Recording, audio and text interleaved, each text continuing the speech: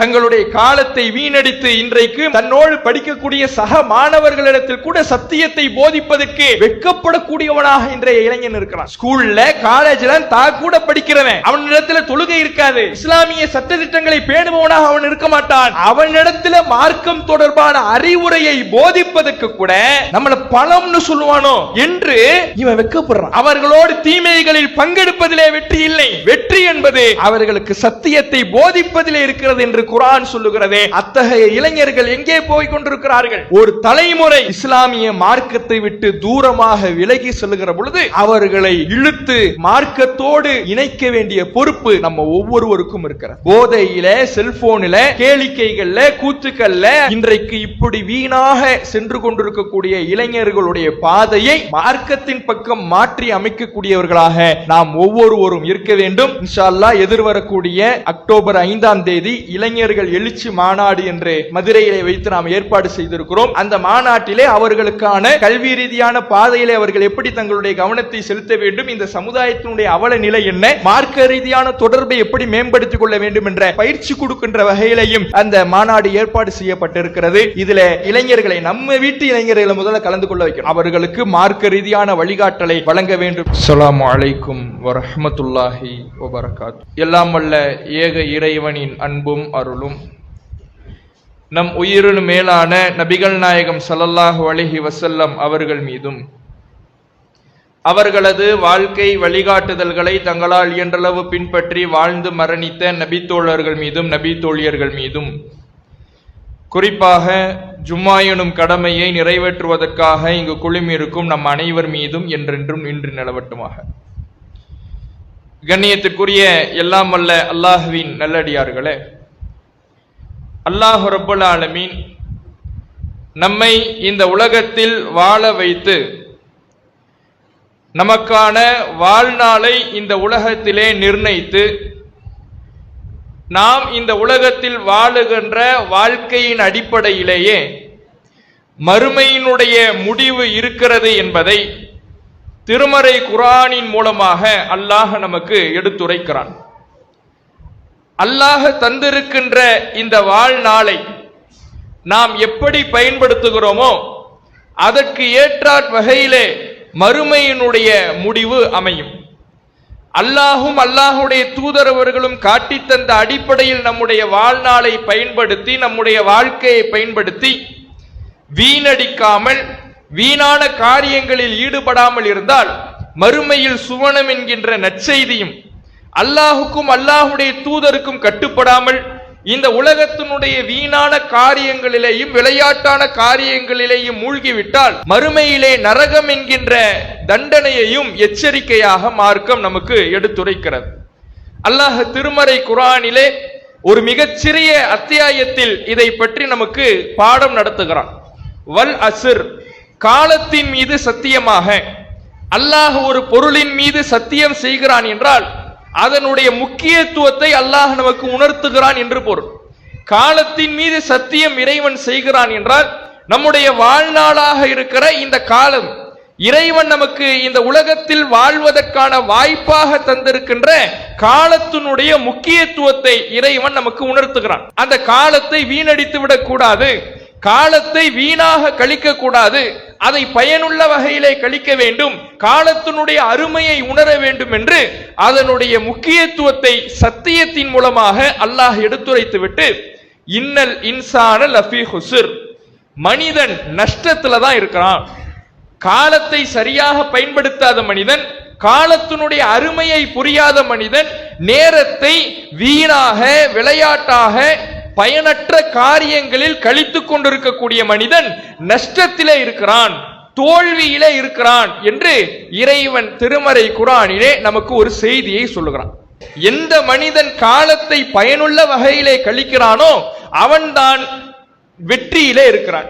காலத்தை வீணடிப்பவன் நஷ்டத்திலே இருக்கிறான் என்று இந்த அத்தியாயத்தினுடைய இந்த முதல் 2 வசனங்கள் நமக்கு பாடம் நடத்துகிறது. இப்படி காலத்தை வீணடிப்பவர்கள் நஷ்டத்தில் இருக்கிறார்கள் என்றால் இன்றைய காலகட்டத்தில் இந்த பண்பு எந்த சாராரிடத்தில் அதிகமாக இருக்கிறது என்று பார்த்தால் இளம் தலைமுறையினரிடத்தில் இந்த காலத்தை வீணடித்தல் என்கின்ற பண்பு செயல் அதிகமாக இருப்பதை பார்க்க முடிகிறது. நேரத்தினுடைய அருமையை கருதாமல் அல்லாஹ் நமக்கு காலத்தை இந்த உலகத்திலே வாழ்வதற்கான வாய்ப்பாக தந்திருக்கிறான். மறுமையினுடைய முடிவை அடைவதற்கான வாய்ப்பாக இறைவன் வழங்கியிருக்கிறான். இதை சரியாக பயன்படுத்த வேண்டும். இதை வீணான காரியத்தில் பயன்படுத்தக்கூடாது, விளையாட்டாக இதை கையாளக்கூடாது. இதனுடைய அருமையை உணர்ந்து பயனுள்ள வகையிலே இதை கழித்தால்தான் நமக்கு வெற்றி உண்டு என்பதை உணராத ஒரு சாராராக இளம் தலைமுறையினர் இருப்பதை பார்க்கிறோம். செல்போன்களிலேயும் சமூக வலைதளங்களிலேயும் கேம்களிலேயும் இன்றைக்கு தன்னுடைய பெரும்பான்மை நேரத்தை கழிக்கிறார்கள். சில இளைஞர்களிடத்திலே நாம் ஒவ்வொரு ஊர்களிலேயும் இளைஞர்கள் தொடர்பான பல்வேறு நிகழ்ச்சிகளை நம்முடைய ஜமாத் சார்பாக நடத்தினோம். அந்த நிகழ்ச்சியிலே பங்கெடுத்த இளைஞர்களிடத்தில் ஒரு நாளைக்கு நீங்கள் சராசரியாக எத்தனை மணி நேரம் உங்களுடைய மொபைல் போனை யூஸ் பண்ணுவீங்க என்று கேட்கிறோம். அப்போது பெரும்பான்மையான இளைஞர்கள் சொன்ன பதில், சராசரியான கால அளவு என்ன தெரியுமா? ஒரு நாளைக்கு சராசரியாக 8 மணி நேரம் இளைஞர்கள் தங்களுடைய மொபைல் போன்ல நேரத்தை கழிக்கிறாங்க. இது சராசரி. சில இளைஞர்கள் சொல்லுகின்ற பதிலை பார்த்தால் நமக்கே வியப்பாக இருக்கின்ற அளவுக்கு 12 மணி நேரம் எல்லாம் யூஸ் பண்றாங்க. மொத்த ஒரு நாள்ல நமக்கு இருக்கிற நேரமே 24 மணி நேரம் தான். இதுல 8 மணி நேரம் தூக்கம் என்று கழித்து விடுவோம். 8 மணி நேரம் தூக்கத்துக்கான நேரத்தை கழித்து விட்டால் மீதம் இருப்பது 16 மணி நேரம் தான். இந்த 16 மணி நேரத்துல செயல்படுவதற்கான கால அளவாக இருக்கிற ஒரு நாளைக்கு இருக்கிற 16 மணி நேரத்துல 12 மணி நேரம் 8 மணி நேரம் மொபைல் போன்ல தன்னுடைய நேரத்தை இளைஞர்கள் செலவழிக்கிறார்கள் என்றால் இளைஞர்களுடைய போக்கு, இளைஞர்கள் தங்களுடைய வாழ்வை பயன்படுத்துகின்ற நிலை எப்படி இருக்கிறது யோசித்து பாருங்கள். அந்த செல்போன்ல அப்படி என்ன பண்றாங்க? 8 மணி நேரம் யூஸ் பண்றாங்க, 12 மணி நேரம் யூஸ் பண்றாங்கன்னா மார்க்கத்தை அறிந்து கொள்கிறார்களா? குர்ஆன் ஹதீஸை தெரிந்து கொள்கிறார்களா? மறுமை வெற்றிக்கான வழியை அடைந்து கொள்கிறார்களா? வீணான காரியங்கள் சமூக ஊடகங்கள்ல, பேஸ்புக்கில், வாட்ஸ்அப்பில், இன்ஸ்டாகிராமில் தங்களுடைய நேரத்தை செலவழிக்க கூடியவர்களாகவும், கேம்களிலே தன்னுடைய நேரத்தை வீணடிக்க கூடியவர்களாகவும், வீணான விளையாட்டான காரியங்களிலே சமூக வலைதளங்களில் வெளியிடப்படுகின்ற ரீல்ஸ்கள்ல மூழ்கக்கூடியவர்களாகவும் இளைஞர்கள் இன்றைக்கு இருப்பதை பார்க்கிறோம். அப்ப ஒரு நாளையினுடைய பெரும்பான்மை நேரத்தை வீணான காரியங்களில் செலவழிக்கிறார்கள் என்றால் அல்லாஹ் சொல்லக்கூடிய வசனத்தையும் இளைஞர்களுடைய வாழ்வையும் ஒப்பிட்டு பாருங்கள். காலத்தை வீணடிப்பவன் நஷ்டத்திலே இருக்கிறான் என்று இறைவன் குறிப்பிடுகிறானே, காலத்தினுடைய அருமை புரியாமல் வீணான காரியங்களில் செலவழிப்பவன் நஷ்டத்திலே தோல்வியிலே இருக்கிறான் என்று அல்லாஹ் சொல்லுகிறானே, நாளைய தலைமுறை எதை நோக்கி சென்று கொண்டிருக்கிறது? மார்க்கத்தை விட்டு கவனமற்று இருப்பதில் ஒரு பெரும் பங்காற்றக்கூடியவர்களாக இளைஞர்கள் இருக்கிறார்கள். மார்க்கத்தை விட்டு தூரமாக சென்று கொண்டிருக்கிறார்கள். பள்ளிவாசலை விட்டு வெகு தொலைவிலே இருக்கிறார்கள். குர்ஆனை விட்டு, ஹதீஸை விட்டு அவர்களுடைய இடைவெளி என்பது மிக தூரமாக இன்றைக்கு இளைஞர்களுடைய வாழ்வு இருக்கிறது. இளைஞர்களுடைய வாழ்வு இன்றைக்கு மார்க்கத்தை விட்டு இவ்வளவு வெகு தூரத்தில் இருக்குது. அதனாலதான் ரசூலுல்லாஹ் ஸல்லல்லாஹு அலைஹி வஸல்லம் அவர்கள் ஒரு எச்சரிக்கையை இந்த சமுதாயத்துக்கு செஞ்சாங்க. எதுருசுல் இஸ்லாம் கமா எதுருசு வஷியுஸ்ஸௌம், சட்டையிலே ஆடையிலே சாயம் மங்குவதை போல பின்னால் வரக்கூடிய ஒரு தலைமுறையில இஸ்லாம் மங்க துவங்கும். டிரெஸ் போட்டு யூஸ் பண்ணிக்கிட்டே இருக்கிறோம், துவைக்க துவைக்க துவைக்க சாயம் போய் வெளுத்து எப்படி போகுமோ, மங்கி போகுமோ, அது போல ஒரு தலைமுறையிலே இஸ்லாமே மங்க துவங்கி விடும். அது எப்படி இஸ்லாம் மங்கும்? அல்லாஹ்வுடைய மார்க்கமாச்சே. இஸ்லாம் மங்காமல் இஸ்லாத்தை பாதுகாக்கிற அல்லாஹ்வுடைய இறை வேதமான திருமறை குர்ஆன் உலகத்திலே இருக்கின்ற பொழுது எப்படி இஸ்லாம் மங்கும்? சஹாபாக்கள் கேட்கிறாங்க. அப்ப அல்லாஹ்வுடைய தூதரவர்கள் சொல்றாங்க, ஒரு தலைமுறை வரும், அந்த தலைமுறைக்கு மா ஸலாத் வலா சியாம் வலா சதகா வலா நுசுக், அந்த தலைமுறைக்கு தொழுகையை பற்றி தெரியாது, நோன்பை பற்றி தெரியாது, தர்மத்தை பற்றி தெரியாது, இஸ்லாத்தின் இன்ன பிற வணக்க வழிபாடுகளை பற்றி தெரியாது. இப்படி இஸ்லாத்தை பற்றிய ஞானம் குறைந்து இஸ்லாத்தை விட்டு அந்த தலைமுறையினர் தூரமாக விலகி நிற்பார்கள். அந்த காலகட்டத்திலே இஸ்லாம் ஒரு மந்த நிலையை, மங்கிய நிலையை அடையும். முஸ்லிம்கள் இருக்க மாட்டாங்கன்னு அதுக்கு அர்த்தம் கிடையாது. முஸ்லிம்கள் இருப்பாங்க, நிறைய அப்துல்லாக்கள் இருப்பார்கள், நிறைய முகம்மதுகள் இருப்பார்கள், நிறைய இப்ராஹிம்கள் இருப்பார்கள், பெயர் அளவிலே முஸ்லிம்கள் கூட்டம் கூட்டமாக இருப்பார்கள். ஆனால் அவர்களிடத்திலே இஸ்லாம் என்பது, அதனுடைய சட்டதிட்டங்கள் என்பது இருக்காது. எந்த லெவலுக்கு அவங்க இருப்பாங்கன்னா, அவங்க சொல்லுவாங்களா, அதரக்கனா ஆபா அனா அலா கலிமத்தி லா இலாஹ இல்லல்லாஹ், எங்களுடைய முன்னோர்களை, எங்க பெற்றோரை லா இலாஹ இல்லல்லாஹ் என்ற கலிமாவை சொல்லக்கூடியவர்களாக நாங்கள் கண்டோம். ஃபனஹ்னு நகுலுஹா, அதனால நாங்க சொல்லிக்கிட்டு இருக்கிறோம். ஏதோ தலைவிதியேன்னு இருக்கிறோம். எங்களுடைய பெற்றோர் முஸ்லீம், எங்களுடைய தாயார் முஸ்லீம், எங்களுடைய தகப்பனார் முஸ்லீம், அதனால் நாங்கள் முஸ்லீம். வேறு எதுவும் இந்த இஸ்லாத்தை பற்றி எங்களுக்கு தெரியாது, தொழுகையை பற்றி தெரியாது, நோன்பை பற்றி தெரியாது என்று ஒரு தலைமுறை உருவாகும் என்று அல்லாஹ்வுடைய தூதர் அவர்கள் எச்சரிக்கை செய்தார்களே, அது போன்ற ஒரு நிலையில் நாம் இருக்கிறோமோ என்று அஞ்சுகின்ற அளவுக்கு மார்க்கத்தை விட்டு இன்றைய இளைஞர்கள் வெகு தூரத்திலே இருப்பதை பார்க்கிறோம். தங்களுடைய நேரத்தை வீணாக கழிப்பதை பார்க்கிறோம். இறைவன் சொல்லுகின்ற தோல்வியிலே இருக்கிறார்களோ என்று என்ன தோன்றுகின்ற அளவுக்கு அவர்களுடைய செயல்பாடு இருப்பதை பார்க்கிறோம். இப்படியான இந்த தோல்வியிலிருந்து விலகி வெற்றியை அடையக்கூடியவர்களிடத்திலே 4 பண்பு இருக்க வேண்டும் என்று அல்லாஹ் அந்த வல் அஸ்ர் அத்தியாயத்திலே சொல்கிறான். அந்த 4 பண்பு என்ன? இல்லல்லதீன ஆமனு வ அமிலு ஸாலிஹாத் வத்தவாஸோ பில் ஹக்கி வத்தவாஸோ பிஸ் ஸப்ர்.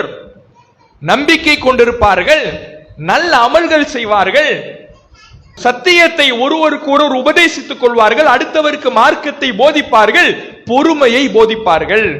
இந்த 4 காரியத்தை யாரு தன்னுடைய வாழ்நாளை, காலத்தை பயன்படுத்தி செய்கிறார்களோ அவர்கள் தான் வெற்றி பெறுவார்கள். மற்றவர்கள் காலத்தை வீணடித்து மறுமையிலே நஷ்டத்தை அடைவார்கள். நம்பிக்கை கொள்வார்கள், அல்லாஹ்வை நம்பணும், மறுமையை நம்பணும். நம்பணுங்கிறது வெறும் வாயளவில் இருக்கக்கூடாது. என் தாய் முஸ்லீம், என் தகப்பனார் முஸ்லீம், அதனால நானும் முஸ்லீம் என்று வாழ்வதை போன்ற அந்த வாழ்க்கையை இது பற்றி பேசல. நம்பிக்கை கொள்வார்கள் என்றால் ஆழமான நம்பிக்கை இருக்கணும், மறுமையை பற்றிய அச்சம் இருக்கணும், அல்லாஹ்வை பற்றிய பயம் இருக்க வேண்டும். அல்லாஹ் நம்மை பார்த்து கொண்டிருக்கிறான், ஒவ்வொரு நிமிடமும் கண்காணித்துக் கொண்டிருக்கிறான். மறுமையிலே நாம் செய்யக்கூடிய செயல்பாடுகளுக்கு விசாரணை இருக்கிறது. நாம் என்ன செய்தாலும் அணுவளவு நன்மையானாலும் மறுமையில் விசாரணை உண்டு, அணுவளவு தீமையானாலும் மறுமையிலே விசாரணை உண்டு, அதற்கான கணக்கு தீர்க்கப்படும் என்று தெள்ள தெளிவாக ஆழமாக நம்பணும். அப்படியான நம்பிக்கை உள்ள இளைஞர்களை உருவாக்க வேண்டும். இரண்டாவது, நல்ல அமல்கள் செய்யக்கூடிய இளைஞர்கள் வேண்டும். நல்ல அமல்கள் எப்படி ஈடுபடக்கூடியவர்களாக இருக்கணும்? பள்ளிவாசலுடைய தொடர்பு இருக்கும். வணக்க வழிபாடுகள்ல தன்னார்வமாக செயல்படக்கூடிய இளைஞர்கள் உருவாக வேண்டும். அல்லாஹ் ரப்பல் ஆலமீன் நாளை மறுமை நாள்ல சூரியன் தலைக்கு அருகாமையிலே நிறுத்தப்படுகின்ற அந்த வேளையில் கூட 7 சாராருக்கு தன்னுடைய நிழலை கொடுத்து அவர்களை அந்த வேதனையிலிருந்து காப்பாற்றுவதாக சொல்கிறான். மறுமை நல்ல எல்லா மக்களும் ஆதம் நபியிலிருந்து உலகத்தில் பிறக்கின்ற கடைசி மனிதன் வரை ஒரு இடத்திலே ஒன்று திரட்டப்பட்டு நிறுத்தப்பட்ட வேளையிலே சூரியன் தலைக்கு அருகாமையில கொண்டு வந்து நிறுத்தப்படும். ஒவ்வொரு மனிதனும் வியர்வையிலே தத்தளித்துக் கொண்டிருப்பான், வியர்வையிலே மூழ்கி கொண்டிருப்பான். தன்னுடைய பாவத்திற்கேற்ப அவனுடைய வியர்வையினுடைய அளவு அதிகமாக இருக்கும். அந்த நேரத்தில் அந்த வேதனையில 7 சாராருக்கு அல்லாஹ் நிழலை கொடுத்து இன்பத்தை தருகிறான். அதில் ஒரு சாரார் ஷாபுன் நஷஅ ஃபி இபாதத்தி ரப்பி, தன் இறை வழிபாட்டிலேயே வளர்ந்த இளைஞன். தன்னுடைய இளமையை, தன்னுடைய காலத்தை எதில் பயன்படுத்தி அவன் வளர்ந்து உருவாகி இருப்பான் என்றால் இறை வழிபாட்டில, பள்ளிவாசல் தொடர்புல, தொழுகையில, இப்படி இறைவனுக்கு செய்ய வேண்டிய கடமைகளிலேயே தன்னுடைய இளமையை பயன்படுத்தி வளர்ந்த இளைஞனுக்கு மறுமையிலே அர்ஷின் நிழலை பரிசளிப்பதாக அல்லாஹ்வுடைய தூதர் அவர்கள் சொல்லி காட்டுகிறார்கள். அப்படியான இளைஞர்களை இன்றைக்கு பார்க்க முடிகிறதா? நபிகள் நாயகம் ஸல்லல்லாஹு அலைஹி வஸல்லம் அவர்களுடைய காலத்திலே அவர்களுடைய பள்ளிவாசலில் இளைஞர்கள் நிரம்பி காணப்பட்டார்கள்.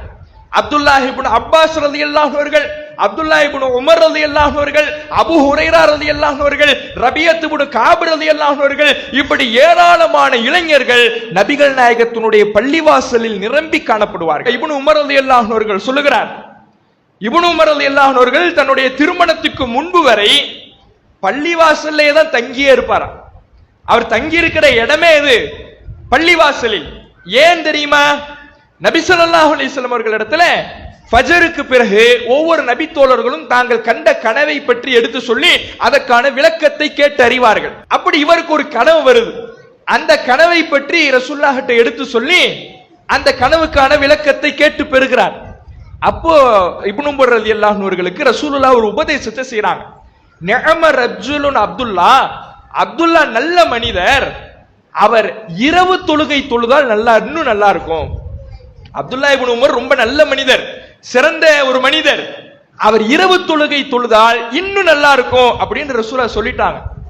சொன்னதிலிருந்து அவர் சொல்லுகிறார், நான் இறுதி வரை அல்லாஹ்வுடைய தூதரவர்கள் பரிந்துரைத்த இரவு தொழுகையை என்னுடைய வாழ்க்கையில விட்டதே கிடையாது. கடமையான ஐவேளை தொழுகையை பற்றி பேசல, இரவு தொழுகையிலேயே என்னுடைய வாழ்க்கையிலே நான் விடாமல் அதை கடைபிடித்திருக்கிறேன் என்று ஒரு இளைஞர் பறைசாற்றுகிறார் என்றால் கடமையான தொழுகை விஷயத்தில் அவர் எப்படி இருந்திருப்பார்? பள்ளிவாசலே கதி என்று கிடந்தார்கள். அப்படியான இளைஞர்களை அல்லாஹ்வுடைய தூதரவர்கள் உருவாக்கினார்கள். இப்படியான இளைஞர்களை இன்றைக்கு பார்க்க முடிகிறதா? பள்ளிவாசலோட தன்னுடைய தொடர்பை மேம்படுத்திக் கொள்ளுகிற, நெருக்கத்தை மேம்படுத்திக் கொள்ளுகிற, பள்ளிவாசல் தான் என்னுடைய பாதுகாப்பு, பள்ளிவாசல் தான் என்னுடைய ஒழுக்கத்துக்கு பொறுப்பு, பள்ளிவாசல் தான் என்னுடைய வாழ்க்கைக்கு பொறுப்பு என்று பள்ளிவாசலுடைய தொடர்போடு பள்ளிவாசலுடைய நெருக்கத்தோடு இருக்கக்கூடிய இளைஞர்கள் இன்றைக்கு எத்தனை பேர் இருக்கிறார்கள்? யோசித்து பாருங்கள். அப்படியான இளைஞர்களை உருவாக்க வேண்டிய பொறுப்பு இந்த சமுதாயத்துக்கு இருக்கிறது. அடுத்து அல்லாஹ் குர்ஆன்ல சொல்லக்கூடியது என்ன? வத்தவாசோ பில் ஹக்கி வத்தவாசோ பிஸ் சப்ர். உண்மையையும் பொறுமையையும் அடுத்தவருக்கு உபதேசம் செய்வார்கள். அவங்க தான் காலத்தை வீணடிக்காதவங்க. இன்றைக்கு காலத்தை வீணடித்து செல்போனிலே இளைய தலைமுறை மூழ்கி கிடக்கிறது.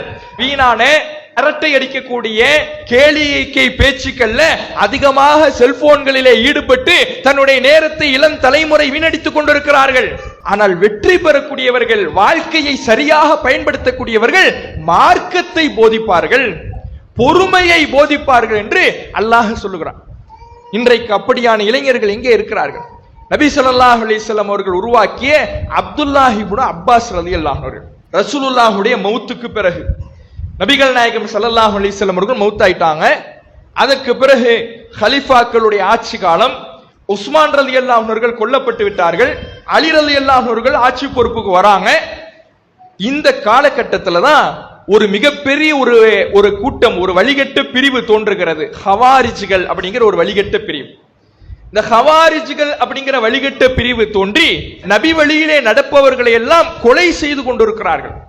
அந்த அளவுக்கு ஒரு வரம்பு மீறிய கூட்டமாக அந்த ஹவாரிஜ்கள் என்கின்ற கூட்டம் செயல்படுகிறார்கள். பார்ப்பவர்களை எல்லாம் கொல்லுவது, ஆயுதமேந்தி போரிடுவது, நபி வழியிலே நடப்பவர்களை எல்லாம் கொலை செய்வது, இப்படியான ஒரு வரம்பு மீறி அநியாயம் செய்கின்ற கூட்டமாக அந்த கூட்டம் இருக்கிறார்கள். இவர்கள் ஒரு இடத்துல 6000 பேர் முகாமிட்டு இருக்கிறாங்க. 6000 பேர் ஒரே இடத்துல இந்த ஹவாரிஜ்கள் முகாமிட்டு இருக்கிறார்கள். இவர் அப்துல்லா இப்னு அப்பாஸ் ரலியல்லாஹு அன்ஹு அவர்கள், அலி ரலியல்லாஹு அன்ஹு அவர்கள், அவர் தானே ஆட்சியாளர், அவர் இடத்துல போய் நான் ஹவாரிஜ்களை நோக்கி புறப்பட போறேன், அவர்களுக்கு தாவா செய்ய போகிறேன், அவர்களுக்கு பதிலுரைக்க போகின்றேன், அவர்களை வென்றெடுக்க போகின்றேன் என்று அலி ரலியல்லாஹு அன்ஹு அவர்களிடம் சொல்லுகிறார். அலி ரலியல்லாஹு அன்ஹு அவர்களுக்கு ஒரு பயம். இவர் தன்னந்தனியாக போகிறேன் என்கிறார். போகக்கூடிய கூட்டமோ அநியாயம் செய்யக்கூடியவர்கள், நபி வழியில் நடப்பவர்களை கொன்று புதைக்கக்கூடியவர்கள். அப்படியான ஒரு கூட்டத்தில் தனியா போறங்கிறாரே, வேணாம், உங்க விஷயத்துல நான் ரொம்ப பயப்படுறேன் அப்படின்னு அலி ரலியல்லாஹு அன்ஹு அவர்கள் சொல்லுகிறார். ஆனால் இப்னு அப்பாஸ் ரலியல்லாஹு அன்ஹு அவர்கள் இல்ல, நான் போய் தான் தீருவேன் என்று சொல்லிவிட்டு போறார். போய் அவர்கள் இருக்கக்கூடிய இடத்துல சலாம் சொல்லி அங்கே சென்று விடுகிறார். சென்று அவர்கள் சொல்லக்கூடிய வாதங்களை கேட்டு அறிகிறார். நீங்க ஏன் இந்த இஸ்லாமிய ஆட்சிக்கு எதிராக அலி ரலியல்லாஹு அன்ஹு அவர்களுக்காக போர் கொடி தூக்குகிறீர்கள், முஸ்லிம்களை ஏன் கொலை செய்கிறீர்கள், இப்படி அவங்கள்ட்ட கேட்கும் பொழுது ஒரு 3 காரணத்தை சொல்றாங்க. அந்த 3 காரணத்தை எப்படி சொல்றாங்கன்னா, குர்ஆனிலிருந்து சில ஆதாரங்களை மேற்கோள் காட்டி சொல்றாங்க. பாத்தீங்களா, குர்ஆன்ல எப்படி இருக்குல்ல, அதனாலதான் நாங்க எப்படி செய்யறோம் அப்படின்னு ஒரு 3 காரணங்களை, 3 வாதங்களை முன்வைக்கிறார்கள். அந்த 3 வாதங்களுக்கும் நீங்கள் தவறாக குர்ஆன் ஹதீஸை வளைக்கிறீர்கள், தவறாக புரிந்திருக்கிறீர்கள் என்று குர்ஆன் ஹதீஸுக்கு சரியான அல்லாஹ்வும் அல்லாஹ்வுடைய தூதர் அவர்களும் அளிக்கின்ற விளக்கத்தை அங்கே பதிலுரையாக வழங்கி 6000 பேர் இருந்தாங்கல்ல, இவர் அந்த கூட்டத்துல விவாதம் செய்து அந்த மக்களுக்கு சத்தியத்தை போதித்து திரும்பி வருகிற போது அந்த கூட்டத்திலிருந்து 2000 பேரை வென்றெடுத்து விட்டு வருகிறார். ஒரு இளைஞர் 6000 பேர் இருக்கக்கூடிய சபைக்கு தன்னந்தனியாக சென்றவர். அந்த 6000 பேர்ல ஒரே நேரத்தில் 2000 நபர்களை வென்றெடுத்து விட்டு வரக்கூடிய அளவுக்கான ஒரு அறிவு மிக்க ஒரு இளைஞராக, அல்லாஹ்வுடைய மார்க்கத்தின் மீது பற்றுமிக்க இளைஞராக, இறை மார்க்கத்தை நோக்கி மக்களை அழைக்க வேண்டும் என்ற ஆர்வமுள்ள ஒரு இளைஞராக இப்னு அப்பாஸ் ரலியல்லாஹு அவர்கள் திகழ்ந்தார். இன்றைக்கு இப்படியான இளைஞர்களை உருவாக்க வேண்டிய பொறுப்பு நம்மிடத்தில் இருக்கிறதா இல்லையா? தங்களுடைய காலத்தை வீணடித்து இன்றைக்கு தன்னோடு படிக்கக்கூடிய சக மாணவர்களிடத்தில் கூட சத்தியத்தை போதிப்பதற்கு வெட்கப்படக்கூடியவனாக இன்றைய இளைஞன் இருக்கிறான். ஸ்கூல்ல காலேஜ்ல கூட படிக்கிறவன், அவனிடத்துல தொழுகை இருக்காது, அவனிடத்துல ஒழுக்கம் இருக்காது, இஸ்லாமிய சட்டதிட்டங்களை பேணுபவனாக அவன் இருக்க மாட்டான். அவனிடத்துல மார்க்கம் தொடர்பான அறிவுரையை போதிப்பதற்கு கூட இவன் வெட்கப்படுறான்.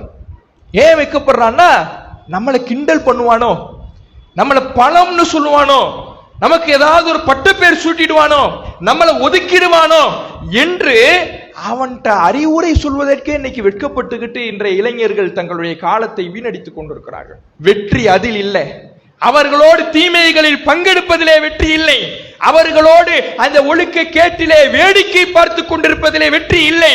வெற்றி என்பது அவர்களுக்கு சத்தியத்தை போதிப்பதிலே இருக்கிறது என்று குர்ஆன் சொல்லுகிறதே.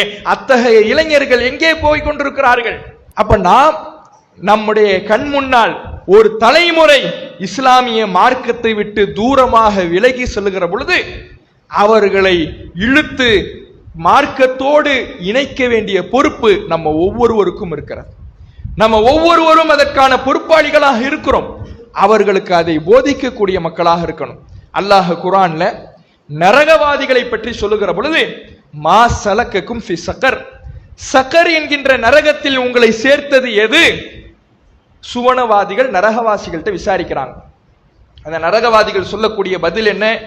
லம் நகும் மினல் முஸல்லீன் வலம் நகுனு திஅமுல் மிஸ்கீன், நாங்கள் தொழுபவர்களாக இல்ல, தொழுகையை நாங்க ஒழுங்கா கடைபிடிக்கல, ஏழைகளுக்கு உணவளிக்க கூடியவங்களாக நாங்க இல்ல, வ குன்னா நஹூது மஅல் காயிலீன், வீணானவர்களோடு சேர்ந்து கொண்டு நாங்களும் வீணான காரியங்களில் ஈடுபட்டோம். அவன் வீணான காரியத்தில் ஈடுபட்டான், அவன் கேம் விளாண்டான், அவனோடு சேர்ந்து நானும் கேம் விளாண்டேன். அவன் சேட் பண்ணான், அவனோடு சேர்ந்து நானும் வீணா விளையாட்டா பேசிக்கிட்டு இருந்தேன். ஒரு நல்ல பேச்சு பேசல, அவன்கிட்ட இருக்கிற தப்ப திருத்தல, அவன்கிட்ட இருக்கிற ஒழுக்க குறைபாட்டை சுட்டி காட்டல, அவனிடத்தில் இருக்கக்கூடிய வணக்க வழிபாட்டு குறைபாட்டை நான் சுட்டி காட்டல. வீணாக விளையாட்டாக கேளிக்கையாக அரட்டையாக நான் பேசிக் கொண்டிருந்தேன், வீணடித்துக் கொண்டிருந்தேன், வீணான காரியங்கள் மூழ்கிட்டு இருந்தேன். அதனால் இந்த நரக படுகொலியிலே வீழ்ந்து கிடக்கிறேன் என்று நரகவாதிகள் சொல்லக்கூடிய பதிலை அல்லாஹ் பதிவு செய்கிறான். யோசித்து பாருங்கள், இன்றைய தலைமுறையினுடைய வாழ்வியல் முறை எங்கே சென்று கொண்டிருக்கிறது? மார்க்கம் வழிகாட்டக்கூடிய வழிகாட்டுதலுக்கு முரணாக தூரமாக மாற்று பாதையிலே இன்றைக்கு இளைஞர்களுடைய பயணம் சென்று கொண்டிருக்கிறது. போதையில, செல்போனில, கேளிக்கைகள்ல, கூத்துக்கள்ல, அரட்டைகள்ல இன்றைக்கு இப்படி வீணாக சென்று கொண்டிருக்கக்கூடிய இளைஞர்களுடைய பாதையை மார்க்கத்தின் பக்கம் மாற்றி அமைக்கக்கூடியவர்களாக நாம் ஒவ்வொருவரும் இருக்க வேண்டும். அதற்காக தான் இன்ஷா அல்லாஹ் எதிர்வரக்கூடிய அக்டோபர் 5ஆம் தேதி இளைஞர்கள் எழுச்சி மாநாடு என்று மதுரையிலே வைத்து நாம் ஏற்பாடு செய்திருக்கிறோம். இதற்கான அழைப்பு பணிகள் இப்பொழுதே தமிழகம் முழுவதும் நடைபெற்று கொண்டிருக்கிறது. இளைஞர்களுக்கான அறிவுரைகள் வழங்கப்பட்டு கொண்டிருக்கிறது. அந்த மாநாட்டிலே அவர்களுக்கான பல்வேறு விதமான உலக ரீதியான கல்வியிலே அவர்கள் எப்படி முன்னேற வேண்டும், கல்வி ரீதியான பாதையிலே அவர்கள் எப்படி தங்களுடைய கவனத்தை செலுத்த வேண்டும், இந்த சமுதாயத்தினுடைய அவல நிலை என்ன, மார்க்க ரீதியான தொடர்பை எப்படி மேம்படுத்திக் கொள்ள வேண்டும் என்ற பல்வேறு பயிற்சி பட்டறைகளும் வெறுமனே மாநாடு என்றால் ஒரு உரைகளோடு முடிகின்ற வகையிலே இல்லாமல் அவர்களுக்கு பயிற்சி கொடுக்கின்ற வகையிலையும் அந்த மாநாடு ஏற்பாடு செய்யப்பட்டிருக்கிறது. இதுல பல இளைஞர்களை, நம்ம வீட்டு இளைஞர்களை முதல்ல கலந்து கொள்ள வைக்கணும். நம்ம பிள்ளைங்க, நம்ம இளைஞன், அது நம் பிள்ளை நம் கண்ணுக்கு நல்ல பிள்ளையாக இருந்தாலும் அவன் வழி தவறிவிடக் கூடாது என்கின்ற எண்ணம் நமக்கு இருக்க வேண்டும் என்றால், அவனுக்கு ஒரு லகான் போட வேண்டும் என்றால், இது போன்ற மார்க்க விவகாரங்களில் அவனை கலந்து கொள்ள செய்ய நாம் முயற்சி செய்ய வேண்டும், அதிலே பங்கெடுக்க செய்ய வேண்டும், அவர்களுக்கு மார்க்க ரீதியான வழிகாட்டலை வழங்க வேண்டும் என்று சொல்லி நிறைவு செய்கின்றேன்.